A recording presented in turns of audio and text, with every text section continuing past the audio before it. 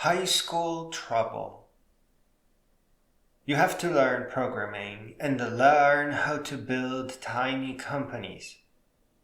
We don't know exactly what happened with schools, and no one really aimed to betray you, but you are being tricked into an ineffective and thus useless education.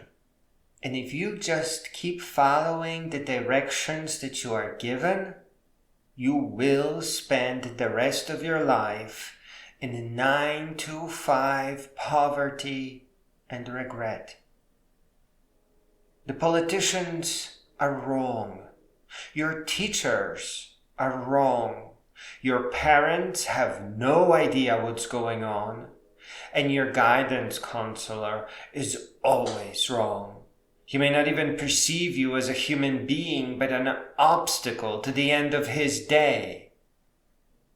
Narrated books written by great beings, books loved by all the world's intellectuals, are, however, the correct direction.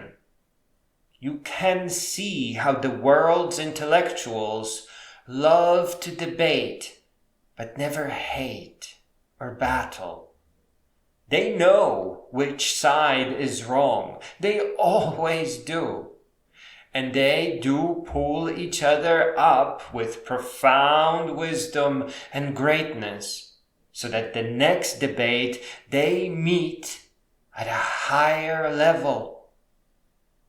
The intellectuals are the best of humanity, and they are its future and peace. And you are not to work yourself into madness, but to grow all the way up until you too become a great being, so that you can help others rise too, so that we can get to the future without any more pointless wars and stupid errors. There is little evidence of schools failing. The teachers grade themselves with your collective GPA, and state tests just test state textbooks, which are optimized for memorization, for cramming, to show great progress. If you are lucky, you may catch on to some anomalies, like principals giving preferential treatment to students marked as gifted. Now, there is no such thing as a gifted student, but some people do learn some interesting things on their own.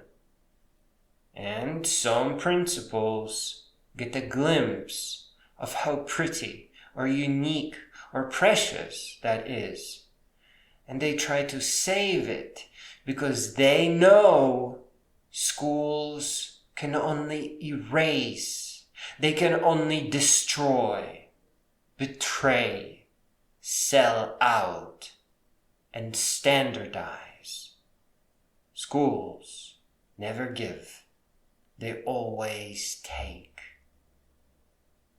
If someone already has something, some principles on the brink of unraveling will try to save it in hopes of saving their own self-respect, in hopes of some kind of forgiveness for what they have done to everyone else.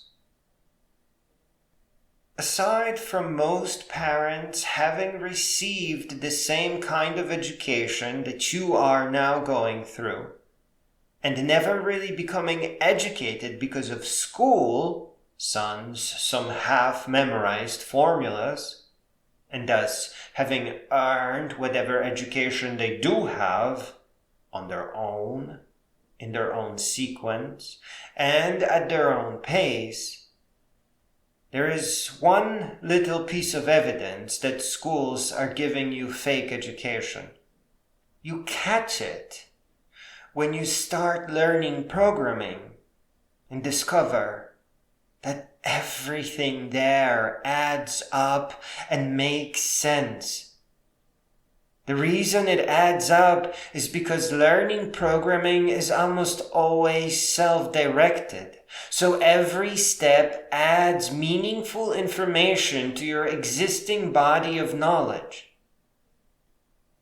It will be impossible to believe this, but high school is just theater for adults, where if everyone goes through the motions, everyone gets paid. And yes, including you, the promise of eventually getting paid after you get your useless diploma. So when you cram before a test, you become a puppet in a theatrical play. You help the teachers earn a fraudulent check.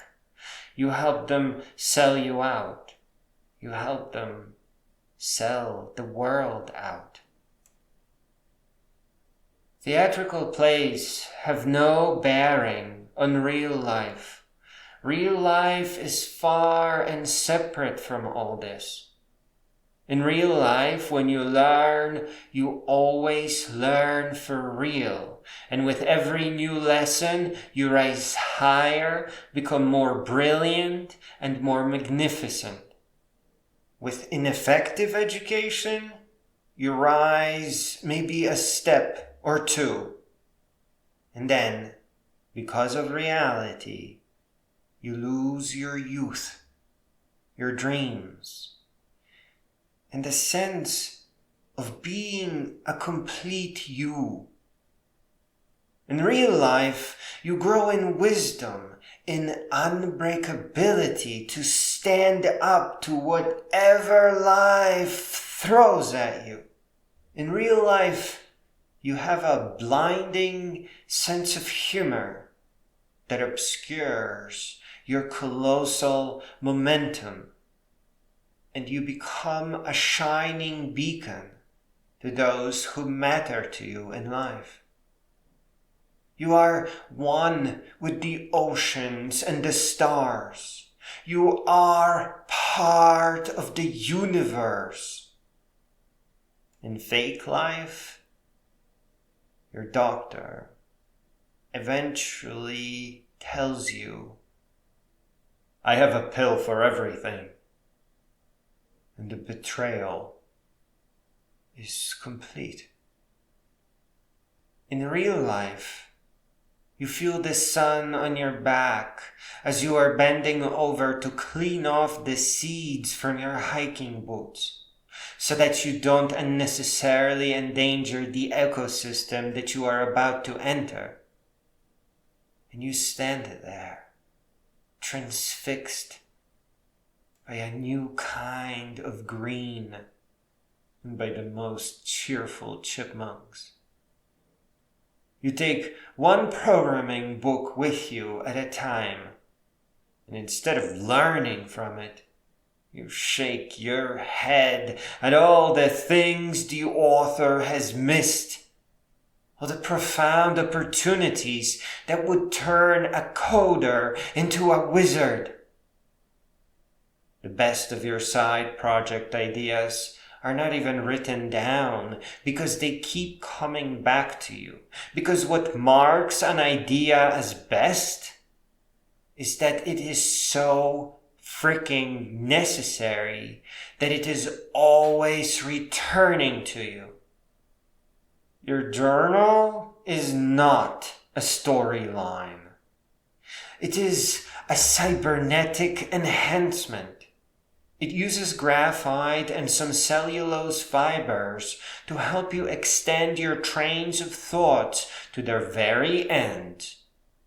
The resulting diagrams are unreadable after a short moment, but the impact on your mind is profound. By the time you start launching your businesses, you have done it tens of thousands of times with your pencil on paper. All the years between your first ineffective class, all the way out to the moment you realize that you have been completely betrayed, will be the cause of obesity, regret, anger, endless confusion, over-medication, a midlife crisis, premature aging, and an aching body. And for some, the very unlucky, a series of tragedies that could have been avoided had they received a real education. And though you will tell yourself that it was all worth it, and call it life, in your constant unbroken brilliance, you will know that this was just one of the lives that you could have lived. Begin connecting to your elder self and asking her what her regrets are. There's already a universe of wisdom within you. But the really big stuff, the modern, advanced stuff, is in all the narrated books that are loved by all the world's intellectuals. Those are the life-changing works that help a person rise to become a great and unbreakable and beautiful being. From this height, you will see the full picture. How all the dots that are meant to connect are incomplete. Some of them are hollow on the inside. We are each a different and unique mind. We are each moved and offended by different things. Let me give you some examples, and maybe one of them will reach you. When I came to America, I wanted to become a judge, a district judge down on the Chambers Street, to keep the bad apart from the good. But as I grew, the bad turned out to be just broken kids, wound up like spinning tops, little robotic machines, perfectly unaware and already punished by having their minds disabled.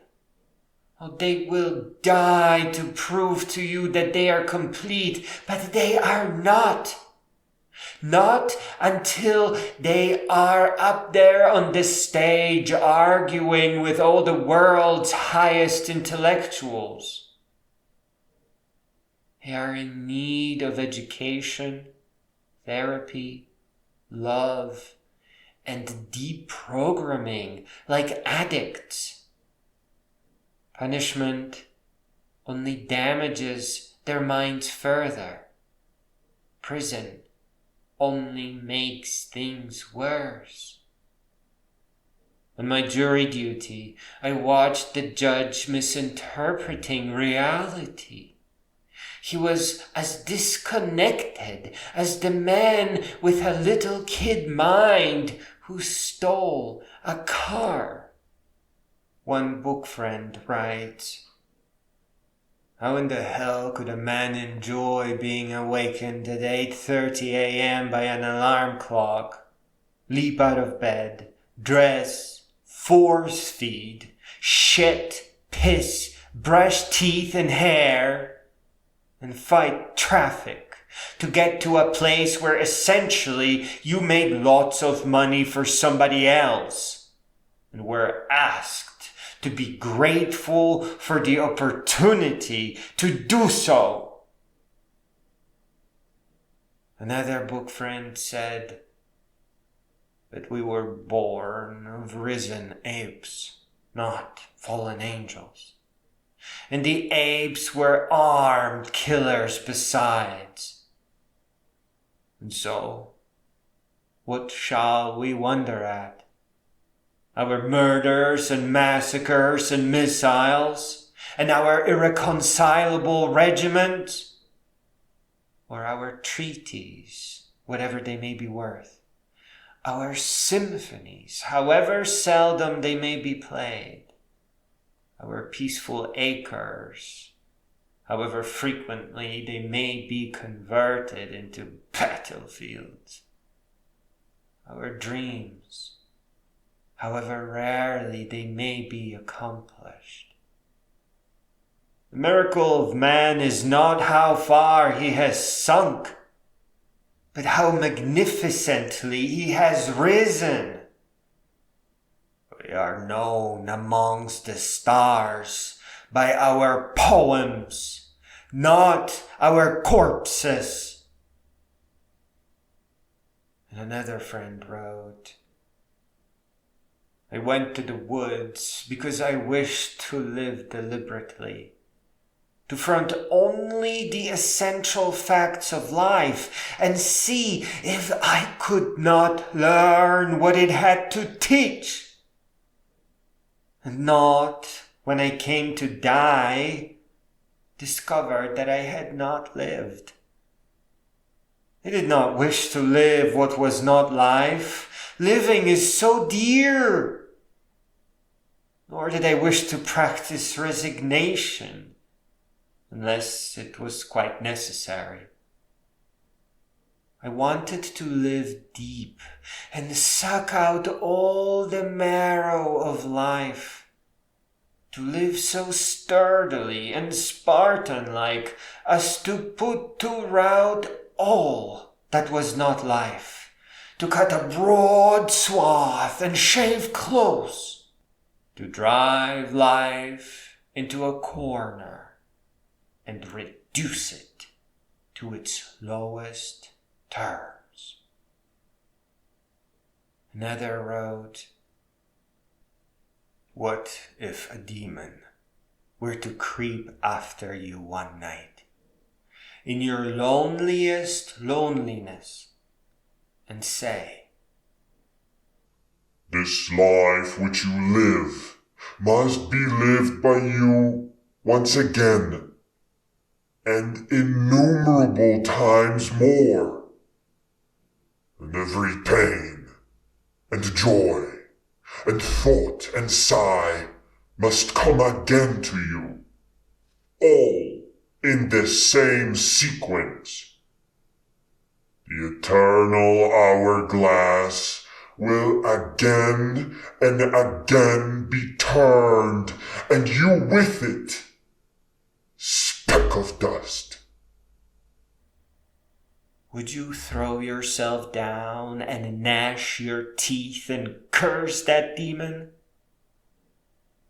Or would you answer, never have I heard anything more divine? And another, a poet. Cosmos, who includes diversity and is nature, who is the amplitude of the earth and the coarseness and sexuality of the earth and the great charity of the earth and the equilibrium also, who has not looked forth from the windows the eyes for nothing, or whose brain held audience with messengers for nothing, who contains believers and disbelievers, who is the most majestic lover, who holds duly his or her triune proportion of realism, spiritualism, and of the aesthetic or intellectual, who having considered the body finds all its organs and parts good, who out of the theory of the earth and of his or her body understands by subtle analogies all other theories. The theory of a city, a poem, and of the large politics of these states, who believes not only in our globe with its sun and moon, but in other globes with their suns and moons, who constructing the house of himself or herself, not for a day, but for all time, sees races, eras, dates, generations, the past, the future, dwelling there, like space, inseparable together. Please understand that programming and launching small businesses is not an island that some people get to. It is just the modern hammer and the nails that you keep in a drawer in your kitchen for when you need to repair something. And here, programming helps you repair poverty. Fake or ineffective education is stealing your ability to use tools and rise out of poverty. No one really intended for things to be this way. Yes men and dreamers and inventors and people that wanted to prove that they are working for their paycheck just collectively made lies look real. Please start with p5.js, move on to Svelte, and then node.js,